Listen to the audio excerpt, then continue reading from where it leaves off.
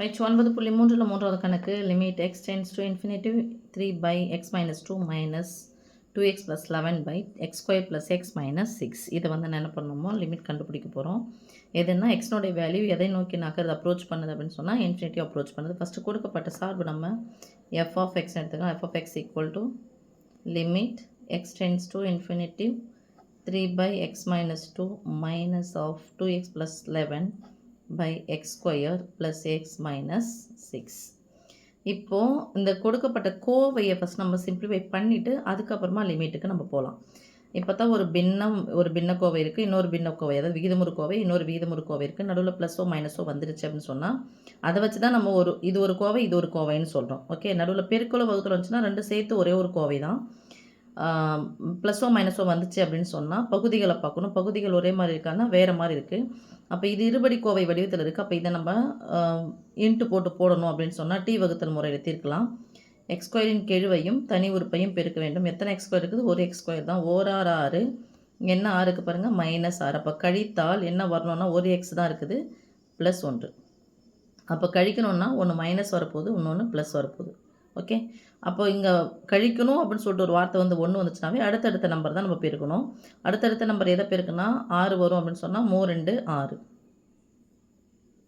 3 2 6. இங்கே பார்த்தோம்னா இங்கே ப்ளஸ் இருக்குது.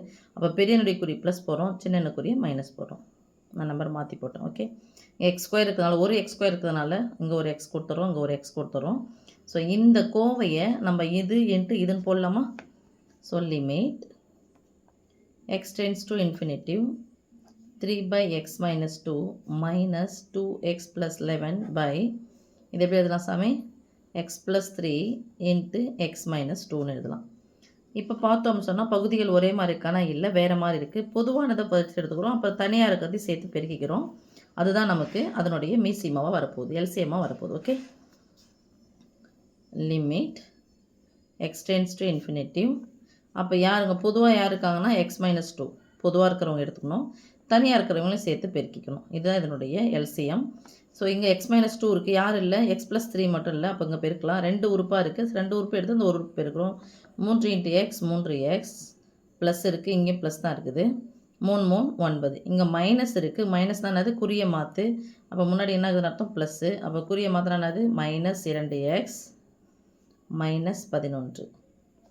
ஏன் இங்கே ரெண்டுமே இருக்குது, அதனால் இது கூட எதையும் நம்ம பெருக்கலை. ஓகே, இது சிம்பிளிஃபை பண்ணி எடுத்துக்கலாம். Limit x tends to infinitive. ஒத்த உறுப்புகளை ஒன்றா அப்படி போட்டுட்டிங்க அப்படின்னு சொன்னால் உங்களுக்கு சரியாயிடும். இது மாதிரி போட்டிங்கன்னா ஒரே உறுப்பு அது மாறப்போகுதுன்னு அர்த்தம். இங்கே ப்ளஸ் 3x இருக்குது, இங்கே -2x. ஒரு மைனஸ் வந்தால் கழிக்க போகிறோம். 3xலேருந்து ஒரு 2x போயிடுச்சா, மீதி ஒரு x. ஓகே, இங்கே ஒரு மைனஸ் இருக்குது, ஒரு ப்ளஸ். ஒரு மைனஸ் வந்தாவே கழிக்கணும். பெரியவனது சின்ன நம்பர் கழிங்க 2, பெரியனுடைய குறி minus by x minus 2 into x plus 3. நடுவு பெருக்கல் தான் இருக்குது. ஸோ 1 டைம் இது 1 டைம் கேன்சல் ஆகிடும்.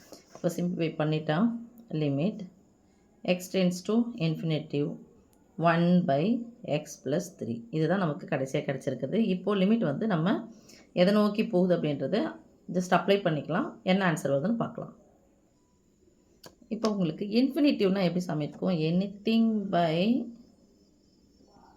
0 ஈக்குவல் டு இன்ஃபினிட்டி வரையறுக்க முடியாது.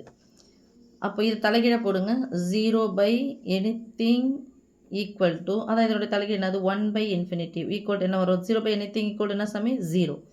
அப்போ உங்களுக்கு நல்லா தெரிஞ்சுக்கணும் சாமி, எக்ஸ் டென்ஸ் டு இன்ஃபினிட்டிவ் அப்படின்னு சொன்னால் இந்த எஃப் ஆஃப் எக்ஸ்னுடைய வேல்யூ என்ன இருக்கும்? 0வாக இருக்கும். இங்கே பாருங்கள் 1 பை எக்ஸ் தான். இந்த வரையறுக்க முடியாதது கூட ஒரு 3 சேர்த்தாலும் அப்படியே தான் இருக்க போகுது, வரையறுக்க முடியாது அப்படின்னு தான் வரப்போகுது.